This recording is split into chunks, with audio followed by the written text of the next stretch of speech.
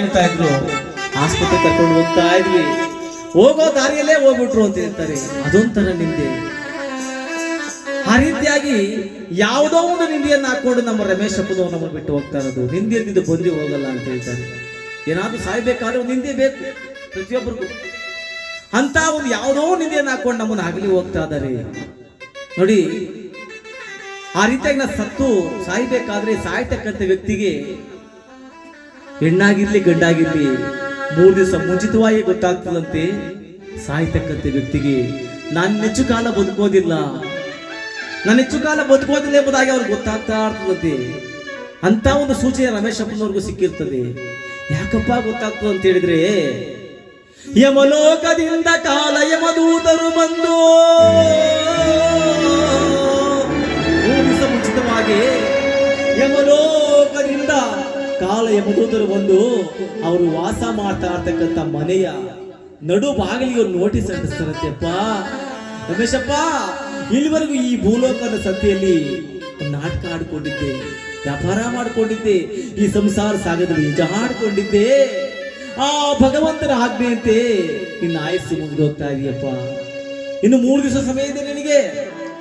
ಈ 3 ದಿವಸದಲ್ಲಿ ನೀನ್ ಯಾರನ್ನಾದ್ರೂ ನೋಡ್ಬೇಕಾದ್ರೆ ನೋಡ್ಬಿಡು, ಏನಾದ್ರೂ ತಿನ್ಬೇಕಾದ್ರೆ ತಿನ್ಬಿಡು, ಯಾರಿಗಾದ್ರೂ ಏನಾದ್ರೂ ಕೊಡ್ಬೇಕಾದ್ರೆ ಕೊಟ್ಬಿಡಪ್ಪ. ನಾವು ಮತ್ತೆ ಬರ್ತೀವಿ ಎಂಬುದ ಹೇಳಿ ಆ ನೋಟಿಸ್ ಅನ್ನ ನಡು ಭಾಗ ಇಡಿಸಿ ಹೊರಟೋಗ್ತಾರಂತೆ ಯಮದೂತರು.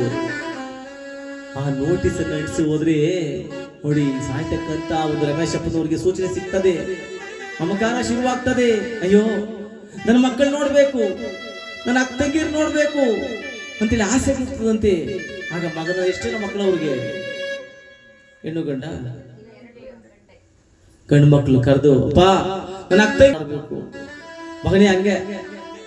ಹಾಗೆ ನೀನಾದ್ರೂ ಪೇಟೆ ಕಡೆ ಹೋದ್ರೆ ಏನಾದ್ರೂ ಸಿಹಿ ತಿಂಡಿ ಕೊಡಪ್ಪ, ತಿನ್ಬೇಕೆಂಬುದಾಗಿ ಆಸೆ ಆಗ್ತಾ ಇದೆ ಎಂಬುದಾಗಿ ತನ್ನ ಮನಸ್ಸಿನ ಬೈಕೆಗಳನ್ನು ಹೇಳ್ತಾ ಇರ್ಬೇಕಾದ್ರೆ ಮನೇಲಿ ಎಲ್ಲರೂ ಅಂದ್ಕೊಳ್ತಾರೆ, ಯಾಕಪ್ಪ ಹಿಂಗೆಲ್ಲ ಮಾತಾಡ್ತಾ ಇದ್ದೀನಿ ನೀನು, ಏನಾಗಿದೆ, ನಮಗೆ ಏನ್ ಕಡಿಮೆ ಆಗಿದೆ, ಏನೋ ಬಿಡೋದಿಲ್ಲ. ಅವ್ರ ಪಾಡ್ದವ್ರು ಹೊಟ್ಟು ಹೋದ್ರೆ ದಿನ ಒಂದಾಯಿತೋ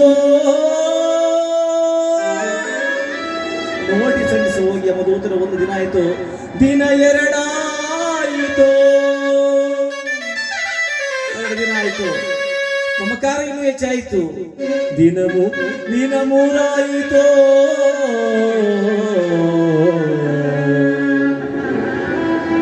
ದಿನ 1, 2, ದಿನ 3 ಆದ್ರೆ ಮತ್ತೆ ಯಮಲೋಕದಿಂದ ಬರ್ತಾ ಇದ್ದಾರೆ ಯಮದೂತರು. ಎಲ್ಲಿಗೆ? ಆ ರಮೇಶ್ ಅಪ್ಪನವರ ದೇಹದಿಂದ ಆ ಜೀವಾತ್ಮ ಕಿತ್ಕೊಂಡು ಹೋಗ್ಬೇಕೆಂಬುದಾಗಿ ಬರ್ತಾ ಇದ್ದಾರೆ. ಓಡೋಡಿ ಬಂದು ನೋಡಿದ್ರೆ ಎಲ್ಲಿದ್ದಾರೆ ರಮೇಶ್ ಅಪ್ಪನವ್ರು? ಮನೇಲವ್ರ, ಆಸ್ಪತ್ರೆಲವ್ರ, ಪೇಟೆಲ್ಲವ್ರ ಅಂತೇಳಿ ಹುಡುಕಾಡಿ ನೋಡ್ತಾರೆ. ಎಲ್ಲಿ ಹುಡುಕಾಡಿ ನೋಡಿ ಎಲ್ಲಿದ್ರೆ ಅಲ್ಲಿಗೆ ಹೋಗಿ ಸಮಯ ಅನ್ನೋದು ಬಂದಾಗ ಒಂದೇ 1 ಸೆಕೆಂಡ್ ಹೆಚ್ಚಿಗೆ ಸಮಯ ಕೊಡದೆ, 1 ಸೆಕೆಂಡ್ ಹೆಚ್ಚಿಗೆ ಸಮಯ ಕೊಡೋದಿಲ್ಲ ಅಂತ ನೋಡಿ. ಸಮಯ ಬಂದಾಗಿಲ್ಲ ಸ್ವಾಮಿ, ನಾನು ಬರಕ್ಕಾಗಲ್ಲ, ಇದ್ರ ಮೇಲಿಂದ ಒಂದು ಮನೆ ಕಟ್ಟಬೇಕು, ನನ್ನ ಮಕ್ಕಳಿಗೆಲ್ಲ ಮದುವೆ ಮಾಡಬೇಕು, ನನ್ನ ಸ್ವಲ್ಪ ಹಣ ಸಂಪಾದನೆ ಮಾಡ್ಬೇಕಂದ್ರೆ ಭಗವಂತ ಕೇಳೋದಿಲ್ಲ, ಆತ ಕಳಿಸ್ತಾ ಬರಬೇಕು, ಕರ್ದಾಗ ಹೋಗ್ತಾ ಇರಬೇಕು ಅಂತ ಯಮದೂತರು ಬಂದು ಸುತ್ತಾಡಿ ನೋಡ್ತಾರೆ, ಎಲ್ಲಿದ್ದಾರೆ ನಮ್ಮ ರಮೇಶ್ ಅಪ್ಪನವರು ಎಂಬುದಾಗಿ. ಸುತ್ತಾಡಿ ನೋಡಿದ್ರೆ ಎಲ್ಲಿದ್ರೆ ಅಲ್ಲಿಗೆ ಹೋಗಿ ಆ ರಮೇಶ್ ಅಪ್ಪನವರು ದೇಹಕ್ಕೆ ಯಮಪಾಶವನ್ನು ಹಾಕಿ ದೇಹದ ಜೀವಾತ್ಮ ಹಿಡಿದು ಕಿತ್ತು ಆಚೆ ಬಿಟ್ಟು ಬಿಡ್ತಾರೆ ನೋಡಿ. ಮನುಷ್ಯನಿಗೆ ದೇಹ ಮತ್ತು ಉಸಿರು ಜೊತೆಯಾಗಿರ್ಬೇಕು. 2 ಜೊತೆಯಾಗಿದ್ರೆ ಹೆಸರು ಕರೀತಾರೆ, ತಮ್ಮಣ್ಣ, ಲಕ್ಷ್ಮಣ್ಣ, ಮುನಿಯಪ್ಪ ಅಂತ ಹೆಸರು ಕರೀತಾರೆ.